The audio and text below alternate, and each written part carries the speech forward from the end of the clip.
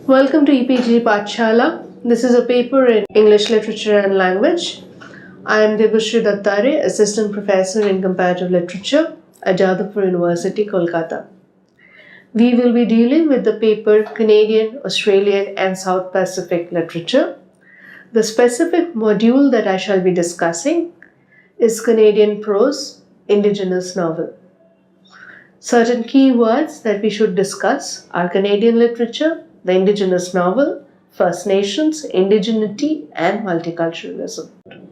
Canada is one of the only countries in the world to exercise multiculturalism as an official constitutional policy.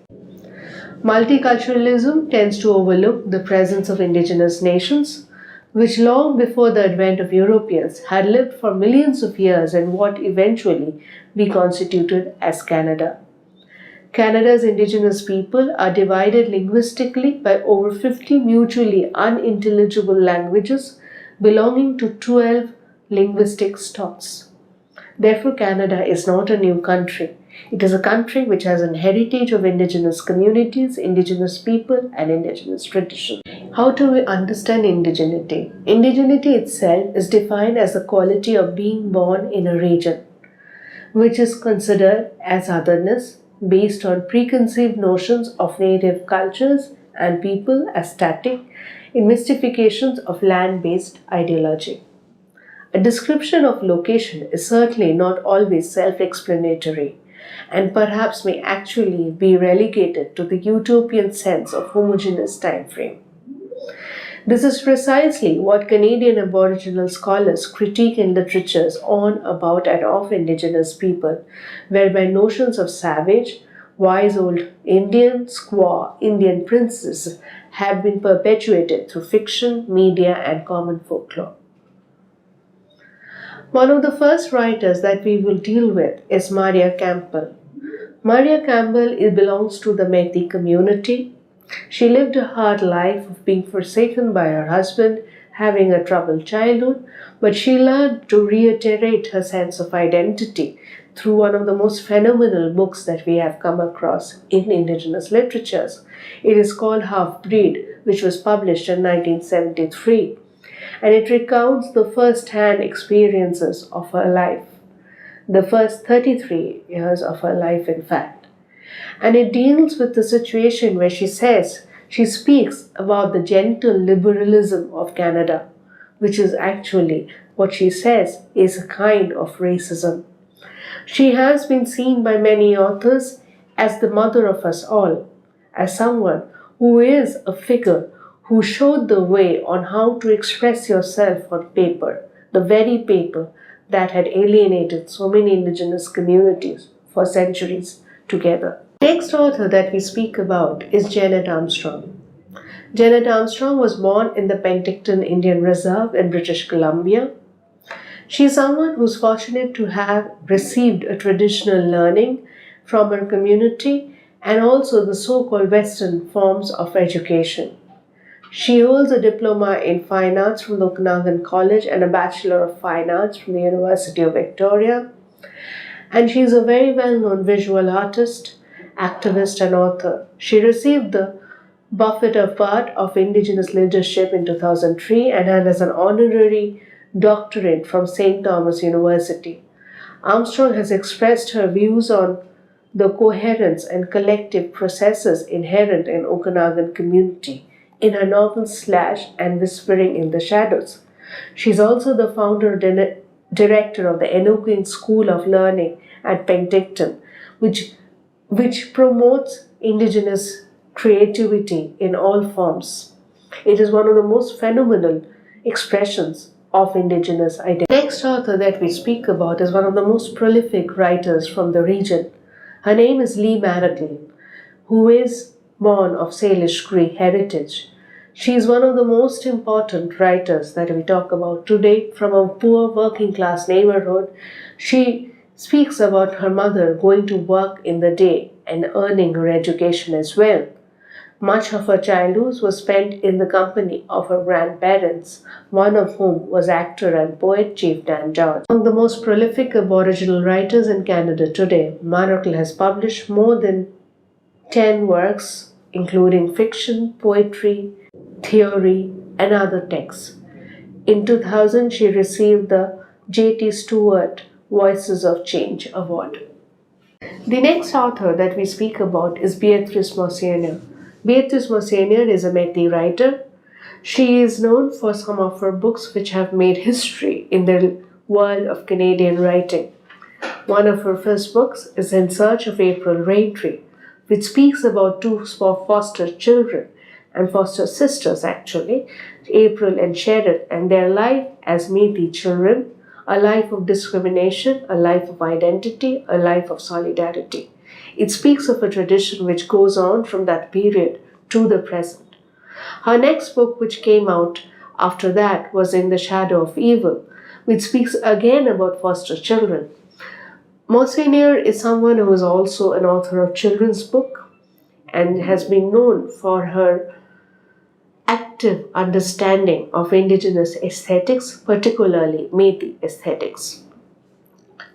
The next poet that we talk about is Ruby Slipperjack, who was born in the Whitewater Lake, Ontario, where she was raised in a traditional world of stories and crafts. Slipperjack attended a residential school, and much of her poetry deals with that, much of her work deals with that. And her books have been very important in terms of women's emancipation, in women's voices within Indigenous communities. And one of her novels, Honor the Sun, is one word that makes us understand Indigenous women's presence in the community today. Certain Indigenous landmarks which are most important is, of course, Half-Breed that we just spoke about. Half-Breed is a text written by Maria Campbell. It deals with the life of Maria Campbell and her teacher and her sense of understanding French, Cree, English, Irish, and other identities that she speaks about.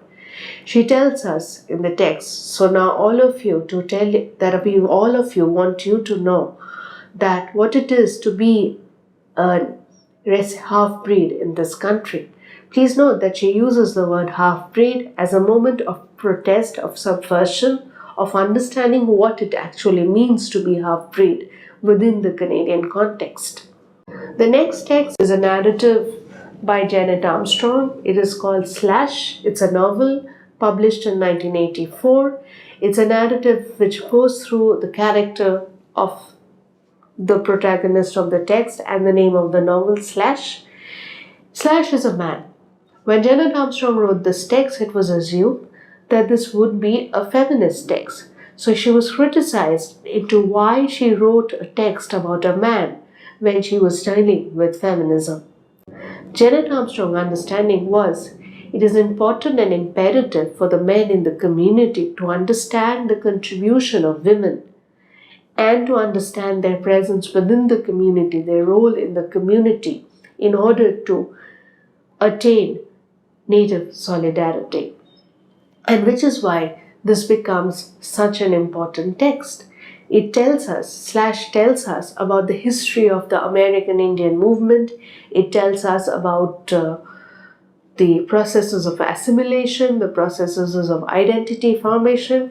It gives us an idea of the 1960s America. And I'm using the word America consciously because I'm speaking of North America here, where you go into the inroads of Canada and the United States, and you understand that these boundaries are political boundaries which have no inkling to Indigenous history. The next text that we talk about is In the Shadow of Evil by Beatrice Marciano. This is a text which deals with, again, a foster child and her sister, and it speaks about this main character called Christine, who is a Métis woman who struggles to deal with her identity, her sense, her life with her children, with her child and her husband, and also how to understand that this life is almost plagued by the presence of her foster parent, her evil foster parent, and she tries to understand the ghosts from her past, the events of her past. All this is brought out in this book, which has a surprising and wonderful conclusion. The next text that I deal with is Lee Maracle's I Am Woman, a Native perspective on sociology and feminism. Maracle, as I said, is one of the most powerful writers emerging from Indigenous Canada today. This book, I Am Woman, is a feminist treatise. It deals with photographs, it deals with journal entries, it deals with pictures, it deals with newspaper clippings. It's a beautiful book which deals with theory coming from oratory. It speaks about contemporary Native women sharing memories and articulating these memories in the way in which Native history has been articulated within Canadian mainstream studies as well as within Indigenous histories. This is a text which provokes us to rethink our understanding of aesthetics and politics in the Indigenous context. Honor the Sun is a text by Ruby Slipperjack. It deals with this young girl called Owl who spends her life in a pristine neighborhood, in a pristine village in northern Ontario. The book is in the form of a seasonal cycle of diaries written by Owl herself, beginning in the summer of 1962. It speaks of her carefree childhood, the warmth of her family, the warmth of her people, and it is humorous events from her childhood. One notes in these texts that there is this humor, this sense of family that becomes so crucial to our understanding. As a 16-year-old, finally, Owl has to leave her community for further schooling. She returns for a summer visit and realizes that despite all the changes, despite the alienation, her mother's words will always be with her. Honor the sun, child, just as it comes over the horizon. Honor the sun, that it may bless you. Come another day. So what we see is that we are dealing with texts written by authors like Janet Armstrong, Maracle, Beatrice Marciano, Ruby Slipperjack, among others. We are speaking of a Canada which is in many ways seen as a vast land of opportunity or a physical landscape of stupendous beauty. However, what we don't realize is that Canada is also a nation which has had its own stories of racism, its own stories of discrimination, its own stories of fortitude. And this is where this becomes so crucial to our understanding of Canadian literature. In summation, we can say that there are these authors. Janet Armstrong is important in terms of her contribution to the community, in terms of her creativity, her ability to speak about Native writers, ability to encourage Native writers to convey their creativity through the Eloquent School makes her a significant contribution. She is also important because she is a powerful visual artist and she tried to encourage writing because she felt that this would convey more to different people. Her first book, Slash, not only marks the trajectory of the direction in which Native history went from the 1960s onward, it also speaks of the conversation that Native writers are engaged in today. It speaks about the politics of sovereignty, discrimination, and understanding. It speaks of a community, of a family torn apart by a system which refuses to understand them, of a young man with a promising future who does not know what it holds for him. It speaks about different perspectives of understanding the self. It speaks about how you look into the idea of the self, how do you look into the idea of the other, through the perspective of Slash. Slash is a typical example of a Native person, born within a very well-entrenched Native community, a sense of warmth and family, which he finds very different from the school that he is forced to go to, the residential schooling system. And there he finds complete alienation from his culture, from his language, disempowerment. This leads to his sense of alienation and a moving away from home. Eventually, Slash will return home. Slash will return home, find his love, find his affection, and at the same time, he will understand what it is to be a Native person. That is why Slash, the first novel, Canadian novel written by a Native person, is such a canonical marker even today. So the next author that we are talking about is Lee Maracle. We have spoken about Lee Maracle, but in conclusion, I would like to draw attention to a few points. One is Lee Maracle first began with writing a text which was called Bobby Lee, Indian Rebel. This kind of projected the Indian movement, American Indian movement during that time. It was an as told to autobiography, and it was written in 1975. It was a significant contribution, but Maracle has moved much further since then. Her contributions are in terms of oratory and the written language. She speaks in terms of her understanding of how do you contribute to the written through an oral culture. A wonderful storyteller herself, she is significant in her understanding of the art of storytelling and how stories can be empowering. Why is this important? Because stories have often led to an understanding of history, which is unofficial history, but which is just as relevant and as understanding to your realization of what native culture has been.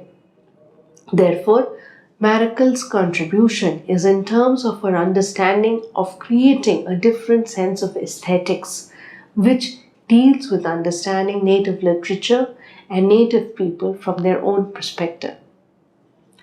The third aspect that is most important, and we've talked about this before, this is just in conclusion, this is Beatrice Marciano. Beatrice Marciano is a Métis writer, just like Maria Campbell is another writer that we have spoken about.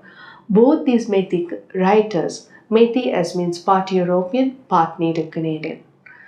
These writers have contributed to your understanding of belongingness, of what it means to belong to a community, to a people, to a sense of home. They have dealt with the idea of what it is to be foster children or to be left or deprived by a community. They have also dealt with the notion of how to regain a sense of agency, a sense of understanding despite the discrimination. The other writer that we have spoken about is Ruby Slipper-Jack.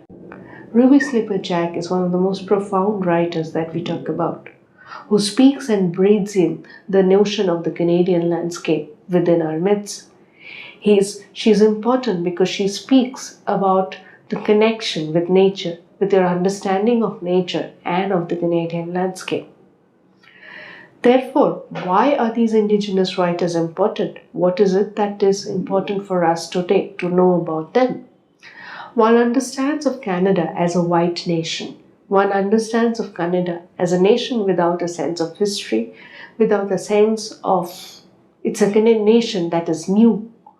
However, Indigenous people tell us that this nation is not new. This nation is a nation which is very much here and of now. And therefore, it becomes important for us to understand Canada in terms of Indigenous people. Indigenous people ensure us that identity comes from a long sense of history, a long sense of post-colonialism, a long sense of pre-colonialism. It also leads us to an understanding that post-colonialism and pre-colonialization might themselves be problematic terms. And therefore, these people speak about a sense of identity which leads us to rethink a multicultural Canada, a Canada which is very different and very unique in its sense of forging a new identity. So, I would also like you all to look at certain useful links from Canadian studies, Canadian literatures, which would help you all in your understanding of Indigenous Canadian studies. Besides that, I would like to summarize the whole section that we studied. We have looked into the idea of Indigenous studies in Canada. We have dealt with the Canadian novel, Indigenous Canadian novel and prose writings. We have dealt with certain authors, certain women writers who have made a significant contribution to the area. The authors that we have discussed are Janet Armstrong, Lee Maracle, Beatrice Marciano, Ruby Slipper-Jack. We have looked into certain significant novels by these authors and how they have contributed to the idea of the Canadian novel within Indigenous studies. We have also looked into how these authors are interconnected with each other, how they have helped into understanding the overall of Canadian studies. We have also developed an understanding of Canadian literature per se, an understanding of Canadian culture within Native Canadian studies. We hope this would be useful to you for future research purposes. Thank you.